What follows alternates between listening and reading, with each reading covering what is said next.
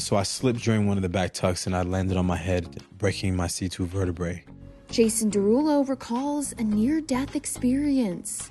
The singer shares how he broke his neck and almost died back in 2013, detailing the scary incident on the June 30th episode of Paris Hilton's I Am Paris podcast.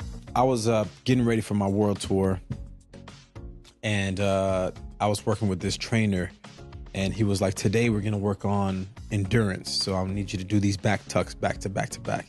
He had me doing like 50 back tucks back to back, which is another one of the worst ideas somebody's ever had. So I slipped during one of the back tucks and I landed on my head, breaking my C2 vertebrae. With Jason then describing the moment his life flashed before his eyes. Yeah, as soon as it happened, I heard a big crack and I was just like, is this it? Like, is this how it all ends? And all the thoughts that you could imagine are going through my head at the time. And when the songwriter made it to the hospital, he realized he was just lucky to be alive. Get to the hospital and they take all these x-rays and whatnot, and then the doctor was like, well, I have some good news and some bad news. The good news is that you have a hangman's break, which is the same break that happens when you get hung. And you're still alive. That this could have ended up way crazier, paralyzed or worse. And he said, that's the good news, that you're still here with us and you can move all your limbs. The bad news is you're going to be out for 7 months. But the severe injury meant the ride and solo singer, who was 22 at the time, had to call off his Future History world tour. With Jason then reflecting on the massive emotional toll canceling the tour and recovering for 7 months took on him.